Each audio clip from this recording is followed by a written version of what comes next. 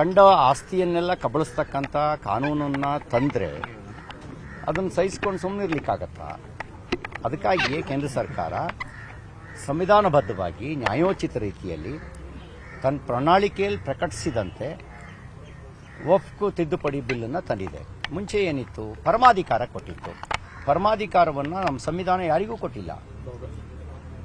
ವಕ್ಫ್ ಒಂದ್ಸರಿ ತನ್ನ ಪ್ರಾಪರ್ಟಿಯನ್ನು ಡಿಕ್ಲೇರ್ ಮಾಡಿಕೊಂಡ್ರೆ ನೀವು ವಕ್ಫ್ ಅದಾಲತ್ನಲ್ಲಿ ಪ್ರಶ್ನೆ ಮಾಡಬೇಕೆ ಹೊರತು ನ್ಯಾಯಾಲಯದಲ್ಲಿ ಪ್ರಶ್ನಿಸೋಂಗಿಲ್ಲ ಅನ್ನುವಂಥ ನೀತಿ ಅದು ಸಂವಿಧಾನ ವಿರುದ್ಧವಾಗಿರ್ತಕ್ಕಂಥ ನೀತಿ.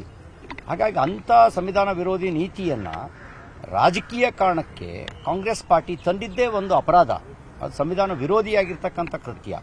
ನಾವು ಅದನ್ನು ಸರಿಪಡಿಸೋ ಕೆಲಸ ಮಾಡಿದ್ದೀವಿ.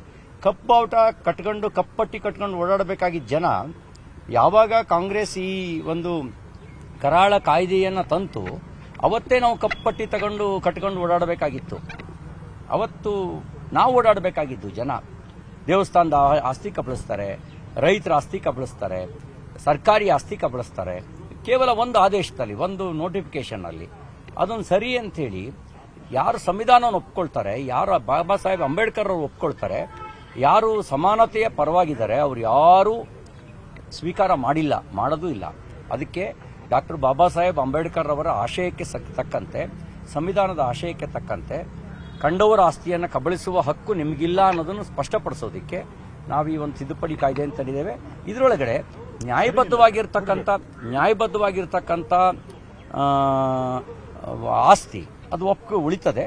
ಅಕ್ರಮವಾಗಿ ಕಬಳಿಸಿದ್ದು ಅದಕ್ಕೆ ದಾಖಲೆಗಳನ್ನು ಕೊಡಬೇಕಾಗತ್ತೆ. ದಾಖಲೆ ಇಲ್ಲದೆ ಇದ್ರೆ ಅದು ಸಂಬಂಧಪಟ್ಟವರಿಗೆ ನ್ಯಾಯಯುತವಾಗಿ ಯಾರಿಗೆ ಸೇರಬೇಕು ಅವ್ರಿಗೆ ಸೇರುತ್ತೆ. ಈಗ ದರ ಏರಿಕೆ ಪ್ರೊಟೆಸ್ಟ್ ಮಾಡ್ತಾ ಇದ್ದೀರಾ, ಆದರೆ ಕಾಂಗ್ರೆಸ್ ನಾಯಕರು ಹೇಳ್ತಿರುವಂಥದ್ದು ನೀವು ಸೆಂಟ್ರಲ್ ಗೌರ್ಮೆಂಟ್ ಹತ್ರ ಮಾಡಿ, ಇದಕ್ಕೆಲ್ಲ ಕಾರಣ ಸೆಂಟ್ರಲ್ ಗೌರ್ಮೆಂಟ್, ಕಾಂಗ್ರೆಸ್ ಸರ್ಕಾರದ ಮುಂದೆ ಯಾಕೆ ಮಾಡ್ತೀರಾ ಅಂತ ಪ್ರಿಯಾಂಕಾ ಖರ್ಗೆ. ಈಗ ಪ್ರಿಯಾಂಕಾ ಖರ್ಗೆ ಅವರು ಸರ್ವಜ್ಞನವರು ಮೀರಿಸಿದವರು, ಅವರು ಸರ್ವಜ್ಞಾನಿ. ಅವರನ್ನು ಮೀರಿಸಿದಂಥ ಅವರು ಬಹುಶಃ ಈ ಜಗತ್ತಿನಲ್ಲಿ ಹುಟ್ಟಿಲ್ಲ. ಒಂದು ಅಪ್ರತಿಮವಾಗಿರ್ತಕ್ಕಂಥ ಒಂದು ಪ್ರತಿಭೆ, ಅದು ಅದ್ಭುತವಾದ ಪ್ರತಿಭೆ. ಅಂದರೆ ಆ ಪ್ರತಿಭೆ ಹೇಗಿದೆ ಅಂತ ಹೇಳಿದ್ರೆ, ಕರ್ನಾಟಕದಲ್ಲಿ ಡೀಸೆಲ್ ಪೆಟ್ರೋಲಿಗೆ ₹3.90 ಸೆಸ್ ಹಾಕಿದ್ರು. ಅದನ್ನು ಮೋದಿಯವರು ಹಾಕಿದ್ರು ಅಂತ ಹೇಳುವಷ್ಟರ ಮಟ್ಟಿನ ಪ್ರತಿಭೆ ಅದು. ಅಂದರೆ ನಿಮಗೆ ಸಿದ್ದರಾಮಯ್ಯನ ಸರ್ಕಾರ ಹಾಕಿದ್ದು ಕೂಡ ಅದು ಮೋದಿಯವರೇ ಹಾಕಿದ್ರು ಅಂತ ಹೇಳುವಂಥ ಅದ್ಭುತವಾಗಿರ್ತಕ್ಕಂಥ ಪ್ರತಿಭೆ ಅದು.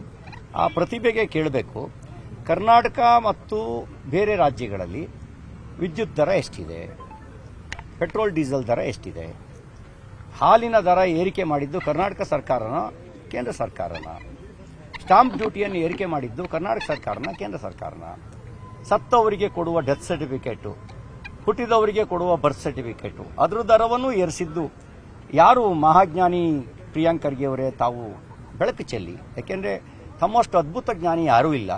ಹಾಗಾಗಿ RTC ರೇಟ್ನ, ಡೆತ್ ಸರ್ಟಿಫಿಕೇಟ್ನ, ಬರ್ತ್ ಸರ್ಟಿಫಿಕೇಟ್ನ, ಸ್ಟಾಂಪ್ ಡ್ಯೂಟಿಯನ್ನು,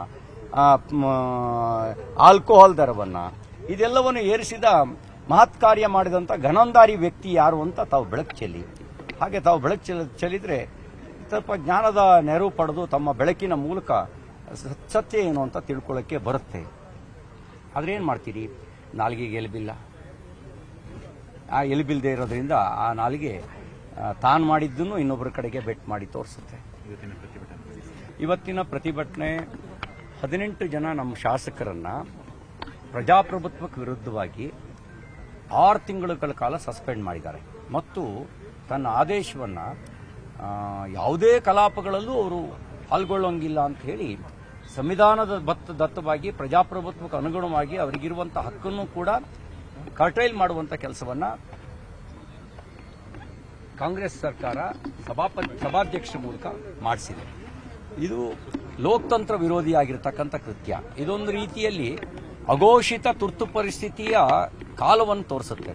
ತುರ್ತು ಪರಿಸ್ಥಿತಿ ಇದ್ದಾಗ ಶ್ರೀಮತಿ ಇಂದಿರಾ ಗಾಂಧಿ ಅವರು ಪ್ರಧಾನಮಂತ್ರಿ, ಆಕೆ ತನ್ನ ಸ್ವಾರ್ಥಕ್ಕೆ ಅಲಹಾಬಾದ್ ಹೈಕೋರ್ಟು ಆಕೆಯ ಸಂಸತ್ ಸ್ಥಾನವನ್ನು ಅನೂರ್ಜಿತಗೊಳಿಸಿದಾಗ ಅದರ ವಿರುದ್ಧವಾಗಿ ತನ್ನ ಅಧಿಕಾರ ಉಳಿಸ್ಕೊಳ್ಳೋದಕ್ಕೆ ಲೋಕತಂತ್ರವನ್ನು ಹತ್ತಿಕ್ಕುವಂತ ಹತ್ಯೆ ಮಾಡ್ತಕ್ಕಂಥ ಕೆಲಸ ಮಾಡಿದ್ರು.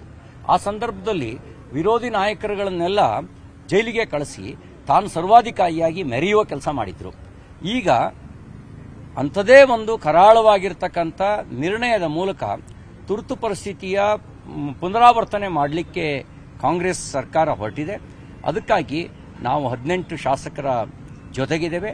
ಈ ಲೋಕತಂತ್ರ ವಿರೋಧಿಯಾಗಿರ್ತಕ್ಕಂಥ, ಪ್ರಜಾಪ್ರಭುತ್ವ ವಿರೋಧಿಯಾಗಿರ್ತಕ್ಕಂಥ ಈ ಒಂದು ನಿರ್ಣಯವನ್ನು ವಾಪಸ್ ಪಡಿಬೇಕು ಅನ್ನೋದು ನಮ್ಮ ಆಗ್ರಹ ಇದೆ.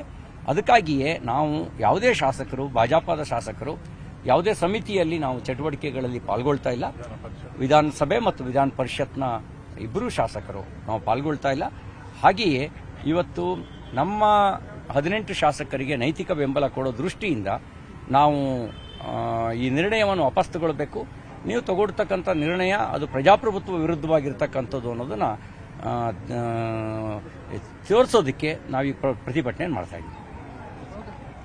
ಕನ್ನಡಿಗರ ಮೆಚ್ಚಿನ ನಿಮ್ಮ ನ್ಯೂಸ್ 18 ಕನ್ನಡ ಈಗ ವಾಟ್ಸ್ಆಪ್ನಲ್ಲಿಯೂ ಲಭ್ಯ. ಕರ್ನಾಟಕ ಮತ್ತು ದೇಶ ವಿದೇಶದ 360 ಡಿಗ್ರಿ ಸುದ್ದಿ ವಿವರವನ್ನ ನೀವು ನಿಮ್ಮ ಕೈ ಬೆರಳುಗಳಲ್ಲಿಯೇ ಪಡೆಯೋದಿಕ್ಕೆ ಈ QR ಕೋಡ್ ಅನ್ನ ಸ್ಕ್ಯಾನ್ ಮಾಡಿ. ನಮ್ಮ ಚಾನೆಲ್ ಅನ್ನ ಫಾಲೋ ಮಾಡಿ, ನೋಟಿಫಿಕೇಶನ್ ಆನ್ ಮಾಡಿ.